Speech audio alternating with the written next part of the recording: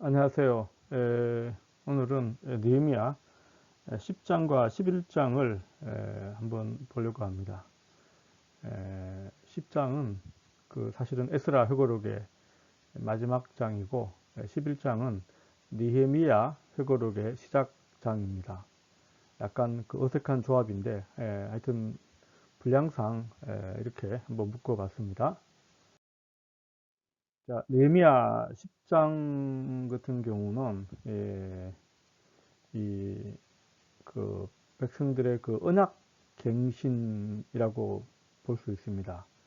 그러니까 카비넌트 리뉴얼이라는 개념인데 먼저 8장에서 10장까지의 에스라 해고록의 흐름을 보시면은 8장은 7월 1일의 사건과 아마 이 초막 장막절과 관계된 것으로 보입니다. 8장에서는 율법책을 낭독하고 해석하는 요 부분인데 일단 기뻐하고 즐거워하는 것이 나팔절의 이야기고 그 다음에 다시 또 율법을 해석해 봤을 때 초막절에 대한 이야기 이 부분을 가지고 초막을 실제로 만들어서 초막절을 지키는 것이 이제 8장의 내용인데 9장에서는 날짜가 7월 24일이에요.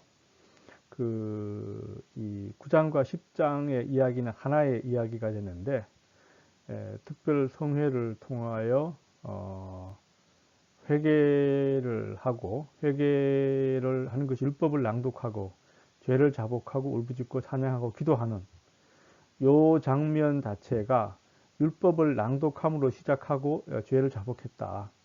이 회개에 대한 개념, 이 속죄에 대한 문제가 이어지고 그 다음에 10장은 언약 갱신이라는 부분으로 이어지게 됩니다.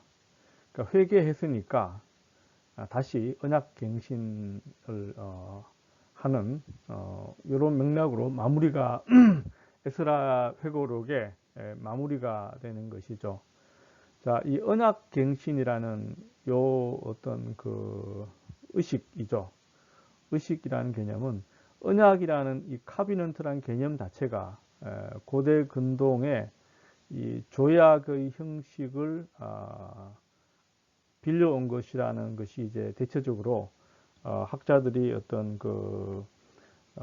컨센서스를 형성하는 그 중에 하나가 이 바로 고대 근동의 조약의 형식이다. 조약의 형식이라고 했을 때는 제후국이 있고 봉신국이 있어요. 제후국과 봉신국 사이의 관계가 제후국이 일종의 주인이고 봉신국이 어떤 책임을 지켜야 하는 그 관계 속국이죠. 어떤 제후국과 속국과의 관계 되는데 이것이 이제 이 성경에서 언약이라는 형식을 띨 때에는 하나님과 이스라엘 백성 사이의 관계가 제후국과 봉신국 사이의 관계처럼 그런 형식을 띠고 있습니다. 그 형식은 대개 어떤 구약 개론책 보면 다 나오니까 한번 참고해 주시면 될 것 같습니다. 역사적인 서론이 있고 그 다음에 어떤 구체적인 어떤 지켜야 할 법률적인 사항이 있고 그 다음에 그것에 대한 목격자가 있고 그것을 지키면 지켰을 때와 지키지 않았을 때 따르는 조항이 있고 그 다음에 마지막에 디파짓하는 뭐 그런 과정들이 이미 이거는 뭐 웬만한 개론책을 보면 나와 있기 때문에 참고하시면 되는데 근데 이제 언약 갱신이라고 했을 때는 그 언약 갱신이라는 이 부분은 조약과는 별도의 문제고요. 구약 성경에는 언약 갱신에 대한 의식들이 가끔씩 나옵니다. 신명기 29장 1절을 보게 되면 신명기 29장도 마찬가지로 모압 평지에서 원래 이제 시내산 언약이 핵심적인 언약 원래 언약이죠.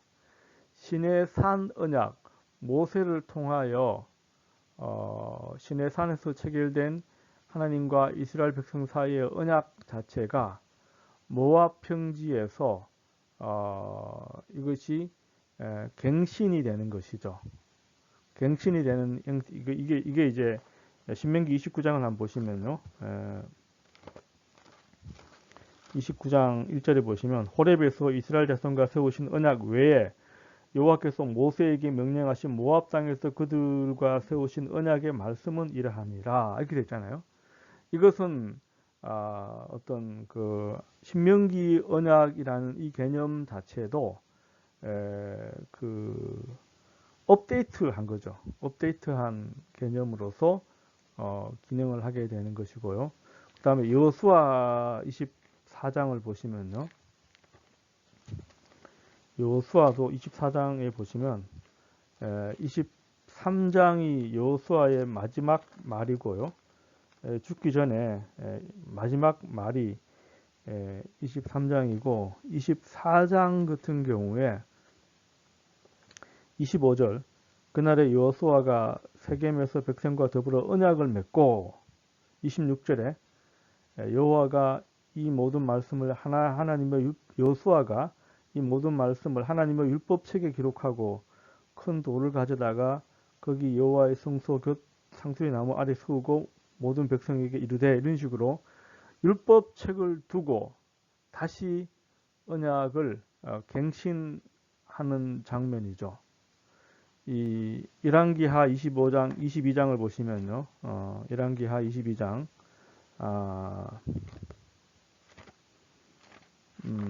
자, 이 부분은 요시야 왕이죠. 요시야 왕이 열왕기하 22장 8절에서 13절의 내용을 보시면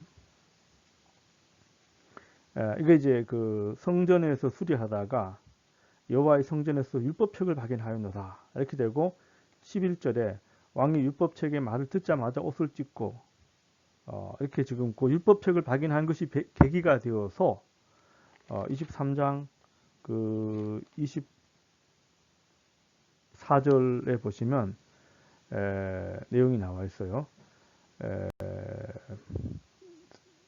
율법의 말씀을 다 이루기 위해서 요시야가 유다 땅과 예루살렘에 보이는 친접한 자와 점쟁이와 드레빈과 우상과 모든 가증한 것을 다 제거하였으니 율법에 의한 그 어떤 갱신이 되는 거죠.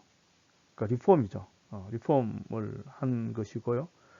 개혁을 하게 된 것이 이제 요시야 개혁이 되는데 그것은 바로 율법책을 발견함으로 말미암아 이루어진 것으로 그렇게 볼 수 있습니다.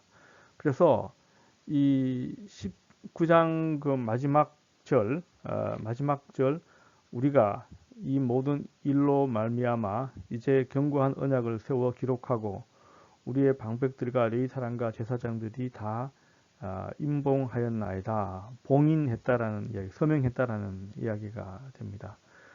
자, 그 맥락에서 보면은 크게 이렇게 제가 간추려 보면 일단 소명을 하고요. 거기에 명단이 등장하고 명단이 나오고 명단이 이제 제사장들과 레위인들, 백성들의 우두머리.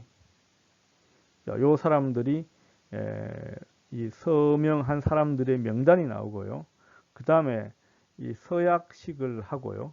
서약식을 하고 그 다음에 지켜야 할 구체적인 조항들을 이렇게 제가 약간 이렇게 정리를 해봤습니다. 그래서 그 한번 내용을 같이 한번 살펴보겠습니다. 자, 첫 번째로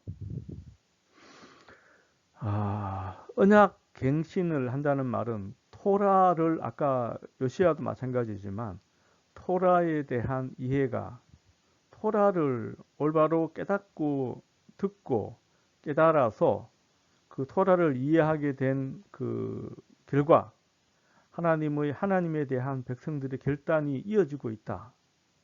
그것을 어떤 그 보여주는 하이라이트가 바로 이 언약 갱신에 해당이 됩니다.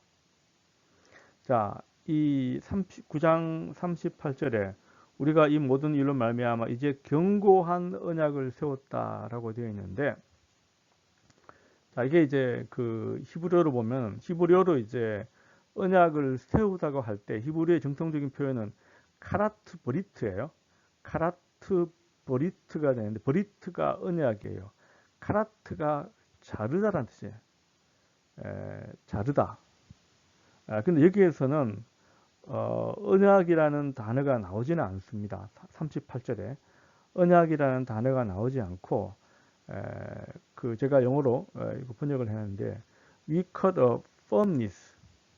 자, 브리트가 아니고 아마나라는 표현 자체가 그 firmness라는 뜻이에요. 견고하다라는 뜻이죠. 충성심, 충성됨. 이 단어가 히브리어 그 어원으로 따지면 아멘이라는 단어입니다. 아멘이라는 단어에서 이 아마나가 온 거거든요. 이 개념은 to be firm, 확실하다. 그 뜻이에요. 충성심. 자, 이게 이제 faithfulness라는 그 이야기인데 9장 8절에 보면 아브라함에 대한 얘기를 하면서요. 9장 8절에 그의 마음이 주 앞에서 충성됨을 보시고 그와 더불어 언약을 세웠다. 이 말이잖아요. 충성됨을 보시고 언약을 세웠다. 이 두 개의 개념이 합해져 있다고 보시면 돼요. 아마나라고 되어 있는데 아브라함이 그 보여줬던 충성된 언약, 충성심, faithfulness. 자, 이 개념 자체가 신실함이죠. 자, 그래서 봤을 때 we call firmness라는 표현 자체는 우리가 여기 보신 대로 견고한 언약, 신실한 언약을 세웠다. 확실한 언약을 세워 기록하였다. 그 언약을 세워서 확실하게 세우고 그 다음에 봉인함으로 말미암아 절차가 끝이 나는 것이죠. 이 봉인함 절차가 끝이 납니다. 봉인했다라는 말은 어떤 그 언약의 내용이 있잖아요. 그 컨텐츠가 있으면 그 컨텐츠 자체를 넣어서 봉인하고 주로 고대 근동의 예를 보면 신전에 보관을 해요. 신전에 보관함으로 말미암아 그 신들이 하나의 그 목격자가 되는 것이죠. 우리가 맹세할 때 하나님 앞에서 맹세한다. 이 말이 사실은 가장 그 확실한 맹세가 되는 거잖아요. 그런 맥락에서 일단은 봉인을까지 하게 됩니다. 자, 이 봉인에 그 참석한 그 사람들의 그 지도자하고 제사장들의 명단이 나오는데 10장 1절에 보시면 총독 느헤미야와 시드기야. 이 시드기야가 누구인지는 정확하게 알 수 없지만 아마 느헤미야가 그 데리고 다니는 어떤 비서, 주로 이제 서기관 이런 사람이 아닌가라고 추측할 수 있습니다. 그리고 나머지는 21명인데 제사장이에요. 제사장이 21명이 명단이 나옵니다. 그 제사장에 대한 그 명단은 느헤미야 12장에 제사장이 나오는데 느헤미야 12장에 나오는 제사장은 여기 나오는 21명 전부가 다 나오는 것은 아니에요. 그 일종의 그 중요한 사람들만 이렇게 나오겠죠. 그 다음에 그 레위인들에 대한 얘기가 나오는데 레위인들에 대한 그 10장 9절에서 13절까지 17명이 나오는데 이 명단도 앞에서 나오는 명단과 뒤에서 나오는 명단과 비교해보면 많은 사람이 또 겹치기도 합니다. 9장 4절과 5절에 13명이 나오는데요. 그 사람들과도 약간 겹치고 12장에서 나오는 명단들과 약간 겹치는 부분이 있습니다. 그러니까 그 당시에 그 중요한 활동을 했던 그 레위인 지도자들이라고 볼 수 있을 것입니다. 그 다음에 그 서명한 백성들의 우두머리, 다시 말하면 그 일반 지도자들이죠. 일반 지도자들인데 10장 14절에서 27절까지 그 일반 지도자들이에요. 이건 뭐 평신도라고 표현하기도 하지만 하여튼 그 일반 지도자들인데, 자, 요 부분은 14절에서 19절 A까지는 에스라 2장 3절에서 23절, 느헤미야 7장 8절과 27절까지와 14명 정도가 거의 같이 나와요. 그 다음에 19절 B에서 27, 19절 B라고 하면 노베부터입니다. 노베부터 27절까지는 일반인 지도자들인데 이 앞에 안 나왔던 사람들이에요. 그러니까 아마 이 19절 B부터 27절까지 나와 있는 일반인 지도자들의 목록은 아마 새롭게 여기에 편입이 된 것으로 보입니다. 인구가 증가되면서 다시 확대된 것인지 정확하게 우리가 내용은 알 수 없지만 그 확대된 목록이라고 보시면 됩니다. 자, 그 다음에 이제 언약갱신에 대한 그 서약식이죠. 이것은 9장 38절의 어떤 구체화 내지는 확대가 되겠죠.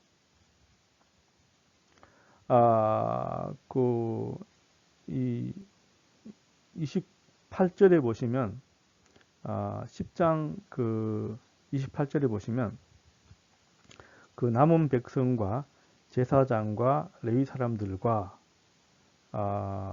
그 다음에 그 문지기 노래하는 자들, 느디님 사람들, 그리고 이방 사람과 절교하고 하나님의 율법을 준행하는 모든 자와 그들의 아내와 자녀들, 지식과 총명이 있는 자, 이 사람들의 공통점이 뭐냐면 어떤 확실하게 이걸 지키겠다고 서약한 사람들이겠죠. 서약한 사람들입니다. 여기에 이제 문지기 노래하는 사람, 느디님 사람, 자, 이 사람들은 주로 레위 사람들 또는 그 성전과 관계된 사람들이고, 그 다음에 이방 사람과 절교하고 하나님의 율법을 준행하는 자, 이런 사람들은 자기 결단을 한 사람들이죠. 그리고 그들의 아내와 자녀들, 그리고 지식과 총명이 있는 자, 이 표현들은 약간은 지식과 총명이 있는 자, 이 표현 자체는 서기관들 아니면 공부 많이 한 사람들, 이런 사람들이겠죠. 사회의 그 지식층들, 자, 이 사람들이 같이 참여했는데 확실하게 포로 후기 그 유대 사회의 언약을 토라를 지키고 따르겠다라고 맹세하는 자들이 됩니다. 그러니까 언약 갱신의 핵심은 여기 보시면 29절에 그들의 형제 귀족들을 따라 저주로 맹세하기를 우리가 하나님의 종 모세를 통하여 주신 하나님의 율법을 따라 우리 주 여호와의 모든 계명과 규례와 율례를 지켜 행하기로 합니다. 그러니까 저주로 맹세했다. 저주란 단어가 히브리어 알라가 되는데요. 자, 이 저주를 맹세했다는 말은 이거 율법을 어기면은 저주를 받을 것이다. 그 맹세가 되는 것이죠. 확실하게. 그 다음에 율법과 계명과 규례와 율례, 이 네 가지의 용어는 에스라 느헤미야에 계속 반복되는 개념이죠. 신명기에 나와 있는 그 율법 이 규정과 상당히 유사합니다. 그 요 네 가지의 어떤 용어들이 반복되어서 나옵니다. 이것을 지키기로 맹세하고 지키지 않았을 경우에는 저주를 받기로 일단은 저주가 와도 무방하다, 이 이야기를 하고 있는 것이죠. 그래서 자, 그 다음에 구체적으로 이 10장에 가서 이제 보다 이제 지켜야 할 구체적인 조항들에 대한 이야기예요.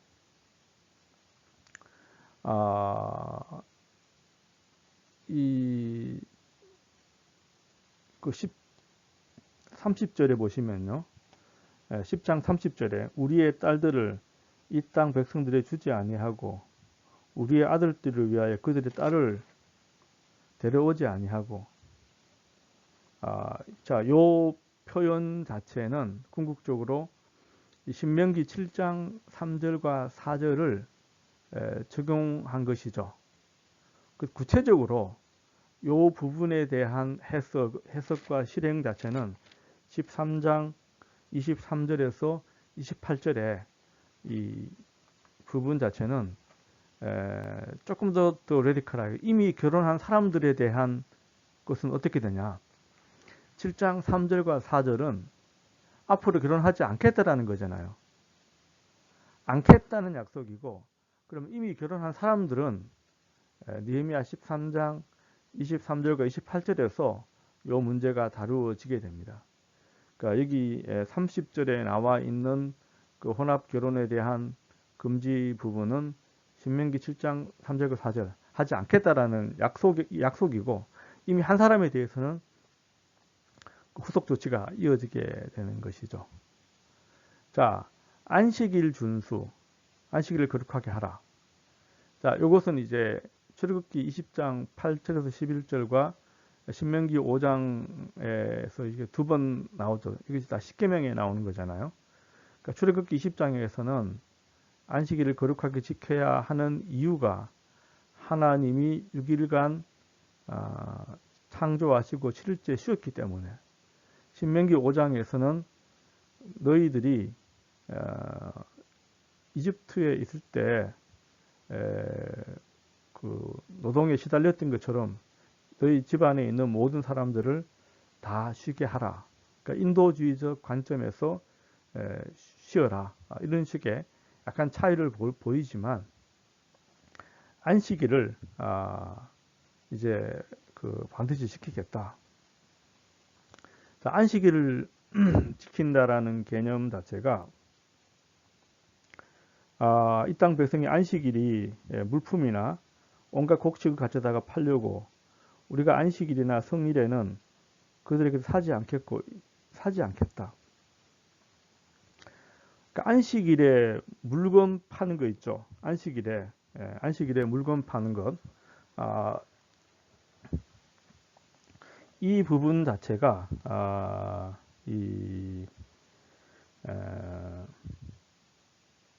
특히 이제 성전에 예배 드리러 올 때 그 안식일에 그 예물을 실제로 이렇게 파는 경우가 많이 있었죠. 그게 사실 예수님 당시에도 예수님께서 바로 이 안식일에 그 성전 앞에서 물건 파는 사람들을 내어 쫓은 개혁 자체가 이루어지지 않습니까? 그래서 그런 것처럼 이 안식일에도 온갖 물품이나 곡식을 가져다가 팔려고 하는 행위가 이때도 이미 있었다라는 것이죠. 그러니까 안식일 자체를 엄격하게 지키지 않았다라는 것을 보여주는 것이죠. 그래서 이 사람들이 서원을 하는 거죠. 안식일을 반드시 지키겠습니다. 자, 그러니까 이게 곡식을 팔고 성일에는 사지 않겠고, 자, 이게 안식일을 거룩하게 지킨다는 규정 자체가 명확하지 않으니까 이것이 이제 이후에는 점차적으로, 그러니까 안식일에 곡식을 팔고 곡물을 가져다가 팔고, 이 말은 뭐냐면 안식일날 쉬어야 되는데 쉬지 않는다는 거잖아요. 일을 한다는 거잖아요. 그러니까 이것이 위반이 되는 거죠. 명확하게. 안식일에 쉬어라. 쉬지 않고 일한다는 거 자체가. 그 다음에 또 하나가 뭐냐면 일곱째 해마다 땅을 쉬게 하고 빚을 탕감하리라. 일곱째마다 땅을 쉬게 한다. 이건 이제 안식년에 대한 얘기죠. 출애굽기 23장 10절과 11절. 한번 보시면 출애굽기 23장을 보시면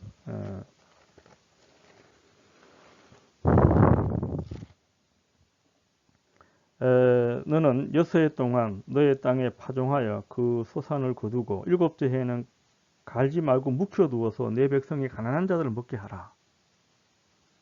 그 남은 것들은 들짐승이라 먹을 것이다. 내 포도원과 감람원도 그리할지라. 자, 안식년을 중세라. 이건 다시 말하면 땅의 휴식이에요. 땅의 휴식이고, 그것을 놔두면은 가난한 백성들이 와서 먹게 하라.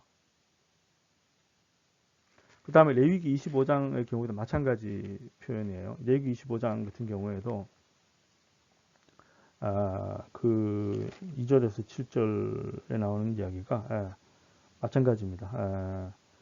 그 6절에 안식년의 소처럼 너희가 먹을 것이니 너와 내 남종과 여종과 품꾼과 너와 함께 거류하는 자들 가축과 내 땅에 있는 들짐승들이 다 소출을 먹을 것이다. 그러니까 땅의 휴식을 이야기하는 것이 안식년인데 그 부분도 당연히 지키지 않았는데 이 율법에 근거해서 지키겠다. 그 다음에 이 노예 해방이에요. 노예 해방입니다. 그러니까 6년 동안에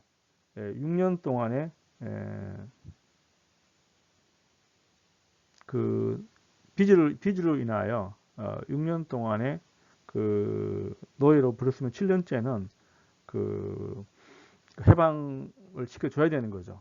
해방을 시켜줘야 되는 것인데 그 이야기가 나와 있고 여기는 물론 노예 해방을 하겠다라는 이야기는 아직 여기는 없어요. 다만 빚을 탕감하겠다라는 이야기는 이제 신명기 15장 1절과 2절에 대한 말씀이에요.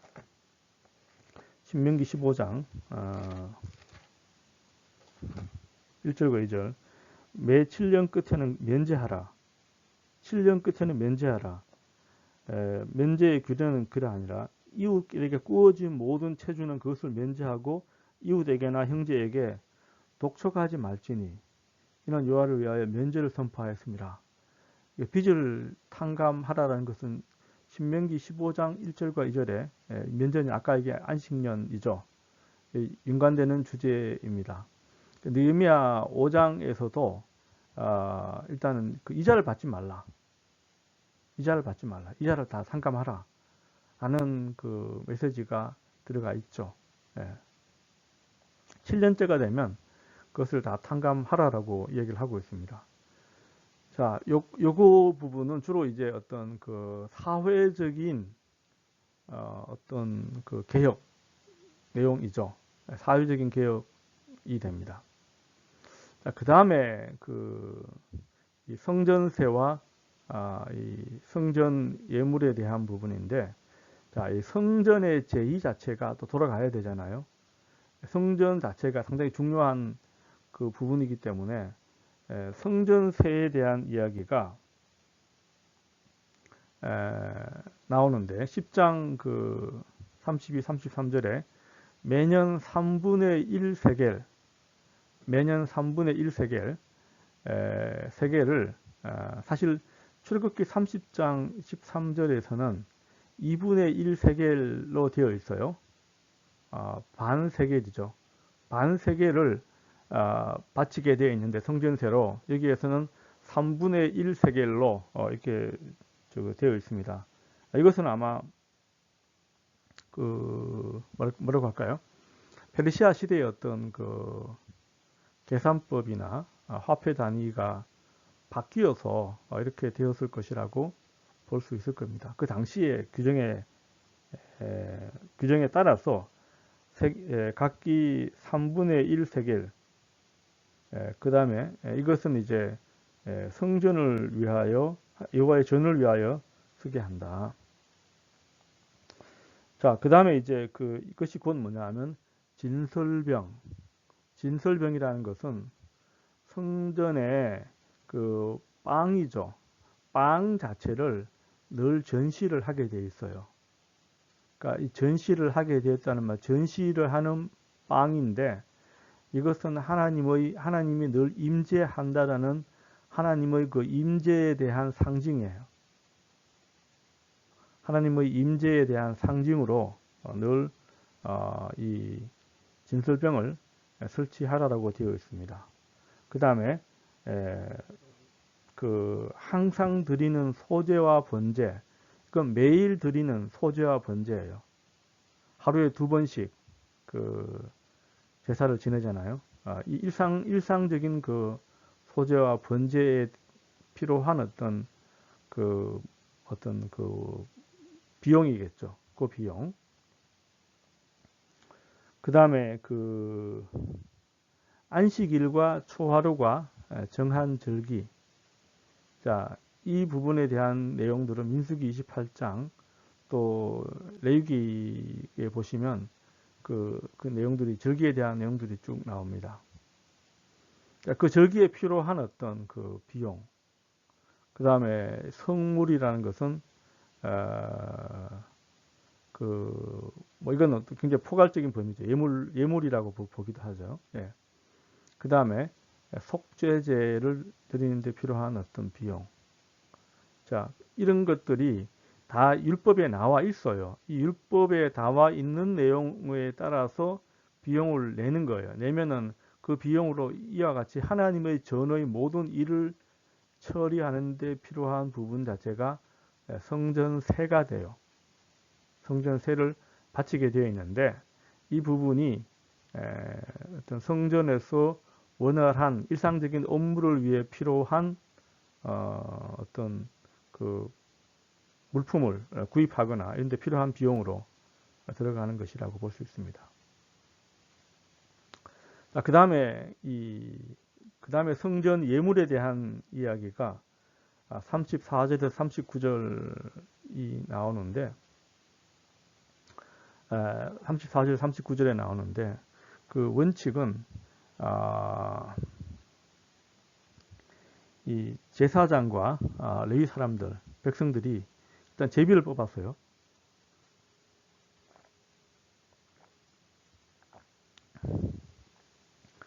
제비를 뽑는다라는 것은 그 하나님의 뜻에 따라 뜻에 순종한다는 의미죠.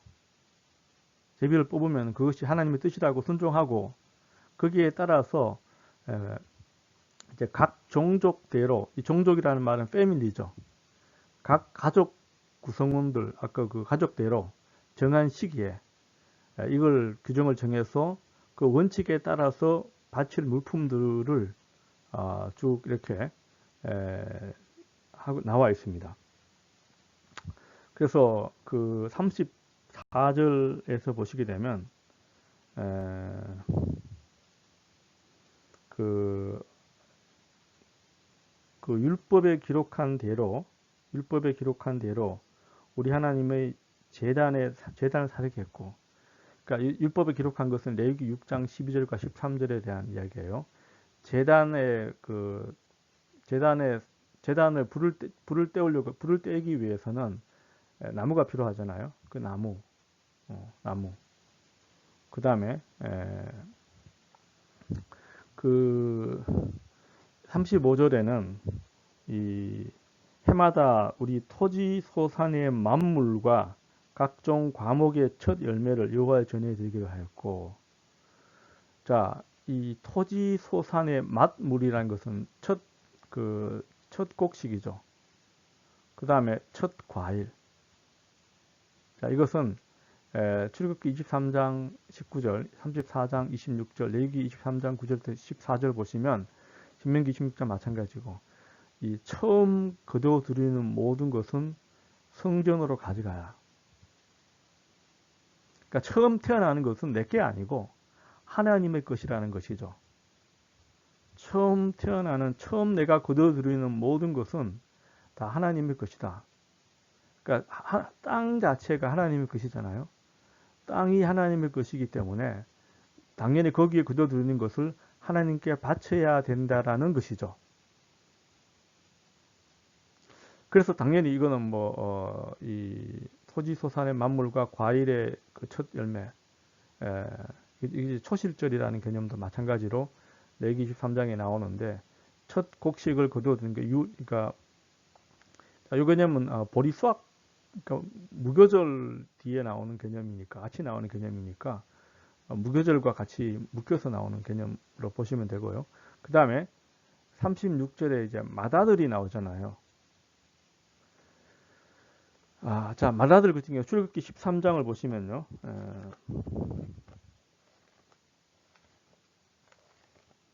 출애굽기 13장을 보시면 13장 13절 12절부터 보시면은 12절요. 너는 태에서 처음 난 모든 것과 내게 있는 가축의 태에서 나는 것을 다 구별하여 여호와께 돌리라. 이렇게 되지 않습니까? 그러니까 처음 태어난 것은 모든 것은 다 여호와께 돌려라. 그 다음에 이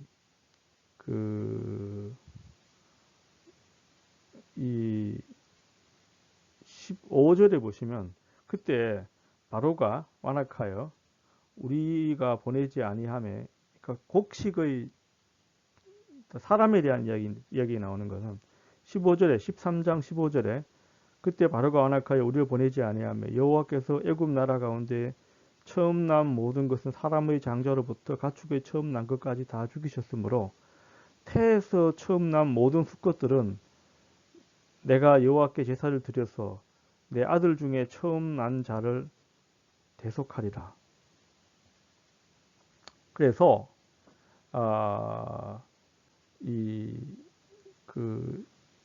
그거 이제 보면은 민수기 3장, 제가 여기 민수기 3장 46절 47절을 적어놨는데, 자, 사람은 바쳐가 죽일 수가 없잖아요.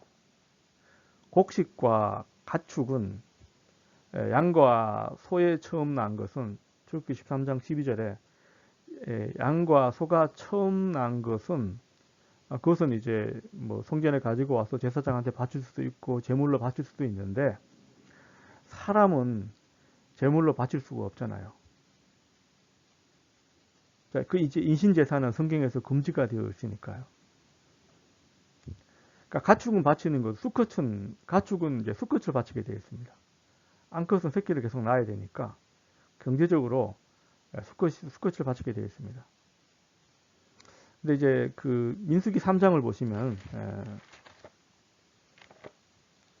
민수기 3장을 보시면 여기에서 이제 그 원래 하나님께서 이스라엘 백성의 모든 그 장자들을 다 바쳐야 되는데 하나님께서는 그렇게 하지 않고 레위인들만 하나님 거라는 거죠. 레위 사람들을 다 내 거기 때문에 레위 사람은 전부 다 내 거예요. 내 거기 때문에 바칠 필요가 없다. 다만 그 이스라엘에서 레위인하고 이스라엘의 장자의 비율이 있죠. 레위인과 장자의 비례를 계산해 가지고 레위인보다 이스라엘의 장자가 더 많으면은 그 플러스 된 만큼 5세겔씩 속전으로 바쳐라. 그 이야기가 3장 46절 47절이에요. 민수기. 그래서 여기 보면 레위인보다 273명이 더 많기 때문에 속전으로 한 사람이 5세겔씩 총 그 비용을 더 받아서 이제 내라는 것이죠. 자, 그렇게 지금 계산이 되는데, 지금 이 느헤미야 그 10장 36절에는 또 우리의 맏아들과 가축의 처음 난 것과 소와 양의 처음 난 것을 율법에 기록한 대로 우리 하나님의 전으로 가져다가, 중요한 것은 율법에 기록한 대로 그대로 제사장에게 다 바치겠다. 가져와서 바치겠다. 그 이야기를 하고 있습니다. 자, 그 다음에 37절에서는 또 처음 익은 미러의 가루, 거제물과 각종 과목의 열매와 새 포도주와 기름을 제사장들에게 가져다가 이 산물 그 다음에 우리 산물의 11조를 레위 사람에게 주리라 하였나니 이 레위 사람들은 우리의 모든 성읍에서 산물의 11조를 받는 자들이다. 우리의 산물의 11조를 레위 사람에게 주라. 자, 레위인들에게 이 산물의 11조를 주라라는 표현 자체는 이제 민수기에 이것도 마찬가지 율법에 민수기의 그 율법에 나와 있습니다. 그 민수기 18장이죠. 민수기 18장에 보시면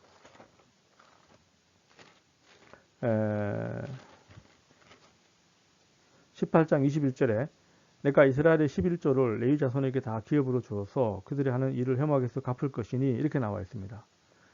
그리고 또 레위인의 11조, 레위인들도 11조를 또 바쳐야 돼요. 18장 민수기 18장 28절에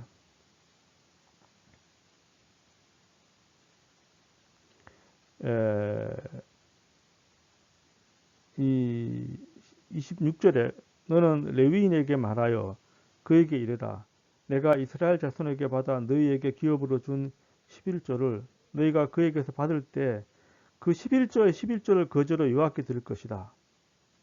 그 다음 28절에 너희가 이스라엘 자손에게서 받는 모든 것의 11조 중에서 여호와의 거제로 드리고 그 드린 거제물은 제사장 아론에게 돌려라.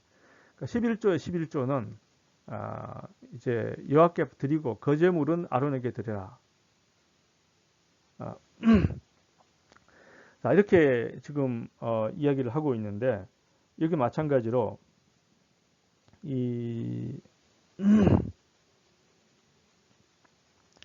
38절에서 레위 사람이 11조를 받을 때는 아론의 자손 제사장 한 사람이 함께 있을 것이요.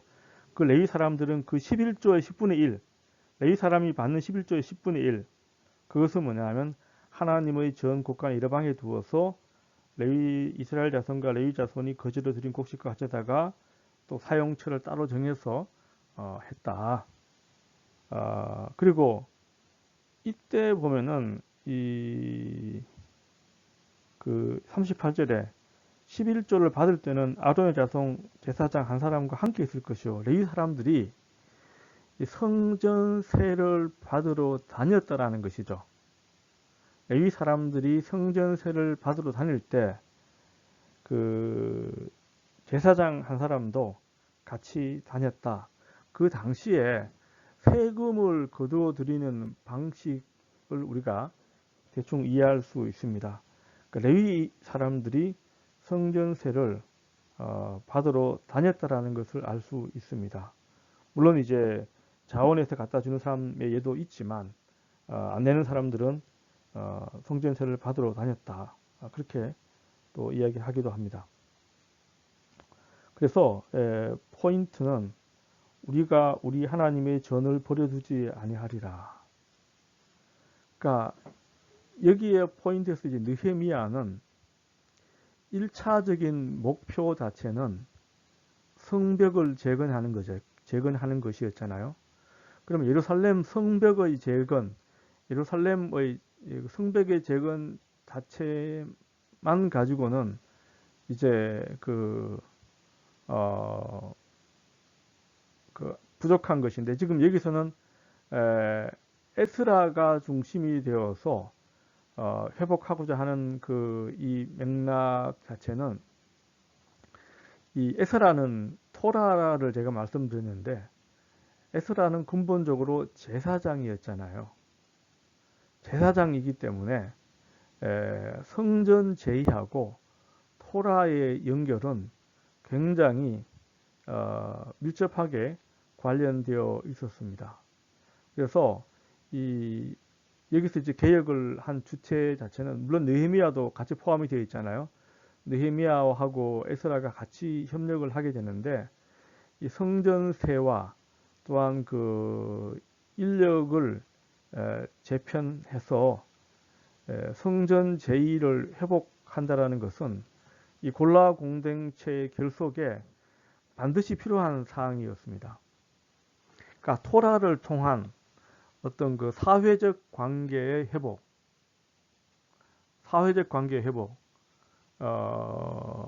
구성원 내부의 문제를 해법 자체도 역시 토라를 통해서 이루어지는 것이고, 또 하나님과의 관계를 형성하는 이 부분, 하나님과의 관계를 형성하는 데 필요한 것은 성전을 통하여 이루어지는데, 이 부분까지 같이 확장되었다라는 점이 이제 특징이라고 볼 수 있습니다.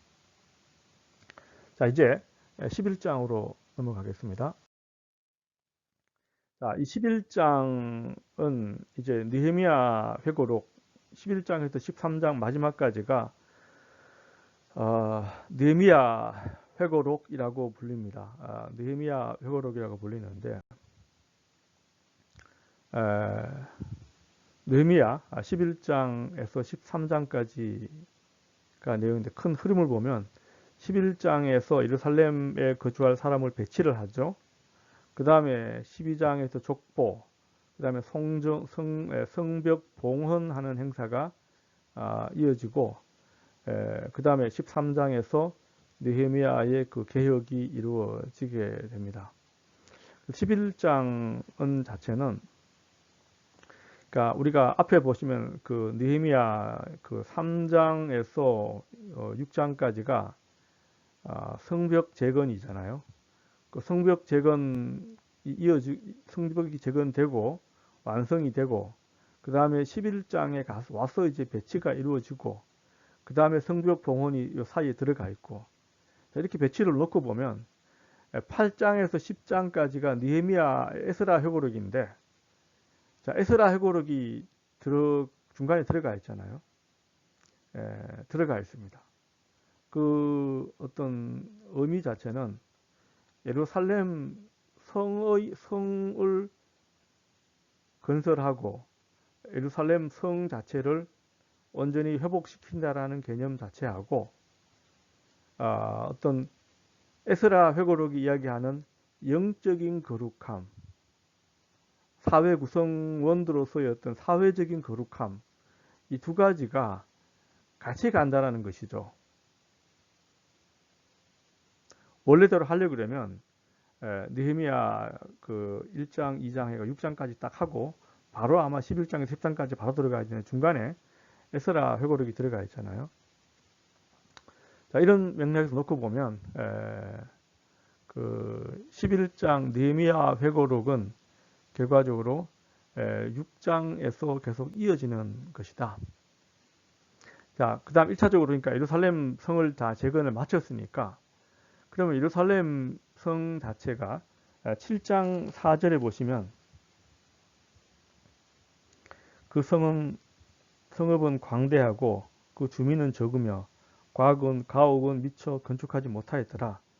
그 다음에 7장 4절 뒤에 바로 11장 1절로 바로 오면 되는데, 그죠? 7장 4절에서의 문제가 뭐냐 하면, 그 성읍은 광대하고 주민이 작고, 크기는 큰데 주민이 거의 없어요. 가옥도 별로 없어요. 이게 문제잖아요. 성만 다 건설된 것이 문제가 아니고, 하드웨어는 다 졌는데 소프트웨어가 아직 다 완성이 안 된 거예요. 그래서 느헤미야가 이 7장 4절에 대한 해결을 위해서 이 7장 6절부터 72절 A까지 귀한 자의 명단을 조사를 하게 된 것이죠. 7장 4절을 해결하기 위하여 명단 조사를 하고요. 그 해답으로 내어놓은 것이 11장이죠. 백성의 10분의 1을 예루살렘에 거주하게 한다. 일반 지도자들은 이미 백성의 지도자들은 예루살렘에 거주하였고, 남은 백성은 제비를 뽑아서 10분의 1은 예루살렘 성에 거주하고 10분의 9는 다른 성읍에 거주하게 했다. 예루살렘 성 자체는 지난번에 말씀드렸다시피 굉장히 좁아요. 산 위에 있잖아요. 산 정상에 있기 때문에 다른 일을 할 게 없어요. 그 당시에 주가 농업이라고 놓고 보면 농업과 상업이 있는데, 상업은 가능하겠지만 상업도 인구가 많아야지 뭐 사실은 상업이 장사가 돌아가잖아요. 그러므로 이 남한 백성들은 이미 살고 있는 지역이 대부분 예루살렘 성 밖에 농토나 이런 쪽에 살고 있었겠죠. 그래서 할 수 없이 10분의 1을 제비를 뽑아서 예루살렘에 거주하게 합니다. 그리고 이제 그 2절에 보시면 예루살렘에 거주하기를 자원하는 모든 자는, 첫 번째 원칙은 10분의 1을 제비 뽑아서 하게 하고요. 2절은 자원하게 하는 자는 자원하는 모든 자는 역시 와서 살도록 했다. 물론 이제 그 2절을 1절과 연계해서 10분의 1 중에 자원하는 사람이라는 것으로 해석하기도 합니다만은, 약간 히브리어상 논란의 여지가 있습니다만은, 11장 2절은 따로 보는 것이 맞습니다. 다시 말하면은 그 추가로 자원하는 자는, 자원한다는 것 자체가 특혜가 아니고 헌신이거든요. 예루살렘 성 자체가 초기에는 삶의 여건 자체가 충분치 않은데 이미 자기가 가지고 있는 모든 기득권을 내려놓고 자원하는 마음으로 예루살렘에 와서 살겠다라는 사람들은 다른 사람들이 축복을 해주는 그러한 관계 속에서 이것이 이제 이루어졌다. 그래서 이 서론 원칙이, 이와 같은 원칙이 정해지고, 그 다음에 3절에서 이제 이 내용이 나와요. 3절부터 나오는데, 일종의 서론이 이 이스라엘과 제사장, 일반인 제사장, 레위 사람들, 느디님 사람들, 솔로몬의 신하들의 자손. 자, 요 표현 자체가 11장 3절에서 19절까지는 역대상 9장 2절 보시면요. 역대상 9장을 보시면 이 돌아온 사람들의 명단이 나오는데, 이 느헤미야 11장 역대상 9장 10절부터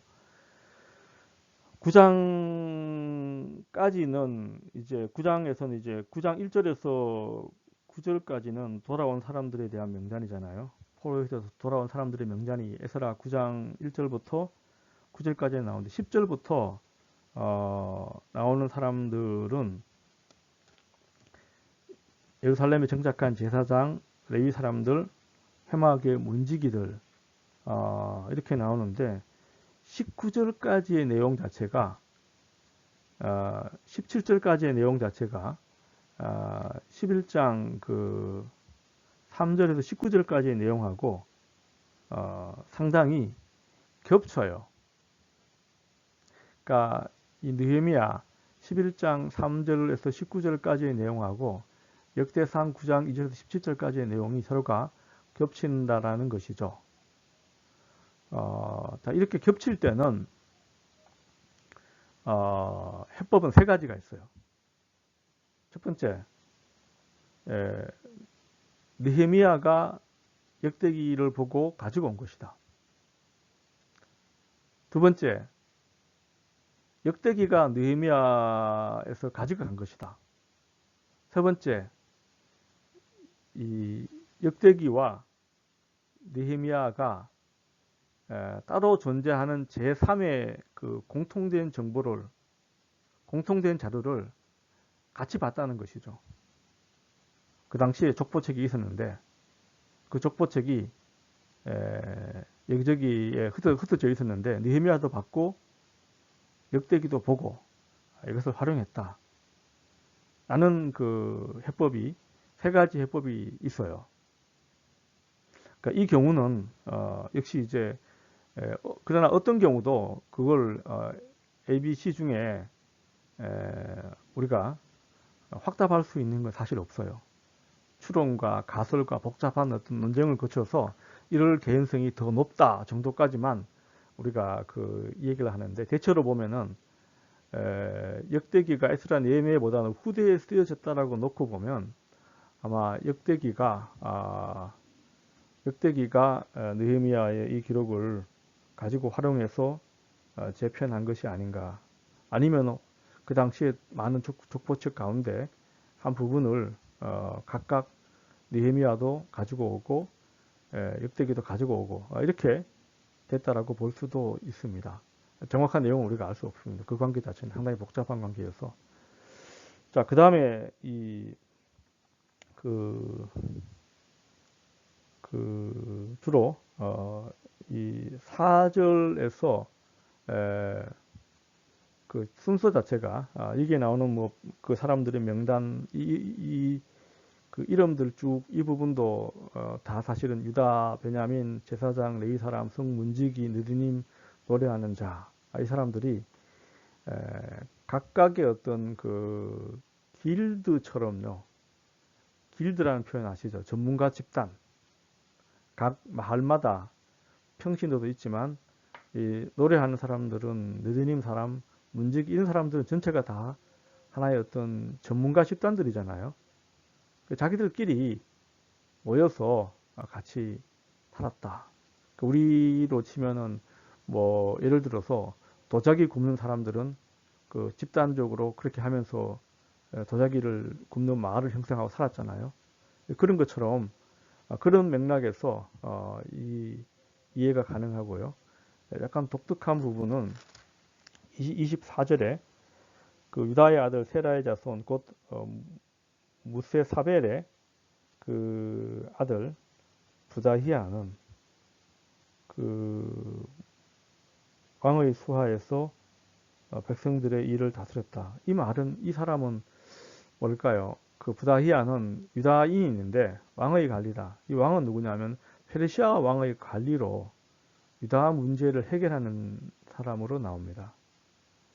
페르시아 왕의 어떤 대리인처럼 나오는데 총독하고는 조금 다르고요. 그보다 밑에 있는 하나의 관리로서 이 다스렸다는 표현이 나와요. 23절에 여기 마찬가지로 이는 왕의 명령대로 노래하는 자들에게 날마다 할 일을 정해 주었기 때문이고 이 표현이 나오는데, 이 노래하는 왕의 명령대로, 왕이라는 것은 페르시아의 왕입니다. 그 다음에 25절부터 그 36절까지에 나와 있는 이 부분들은 그 유다와 베냐민이 거주하는 그 아까는 예루살렘에 거주하는 사람들의 명단이었는데 그 주변 도시들에 대한 그 명단들이 나와요. 25절 36절까지. 여기에 나오는 대부분의 유다 도시는 여호수아 15장에 나오는 목록과 굉장히 겹쳐요. 여호수아 15장에 나와 있는 도시의 목록과 상당히 겹치고 있습니다. 자, 이렇게 놓고 봤을 때 상당히 어떤 그 기록들이 정확하게 역사적인 어떤 정확성의 문제를 우리가 논의하기에는 현재 우리가 알고 있는 자료가 너무 사실은 미비하고 알 수 없습니다. 다만 1차적으로 예루살렘 성이라는 이 부분 자체가 그 평신도 느헤미야에게 있어서는 굉장히 중요한 어떤 책임감을 가지고 해결한 것이고, 앞으로 이 예루살렘 성의 안전과 이것을 통하여 이루어지게 될 하나님에 대한 어떤 뜻, 하나님의 역사, 이 부분을 이제 남은 것은 기다림이죠. 그 기다림을 컨텐츠를 뭘로 할 것인가? 그것이 바로 토라가 되는 것이겠죠. 자, 오늘 수업 여기까지 마치겠습니다. 네, 수고하셨습니다.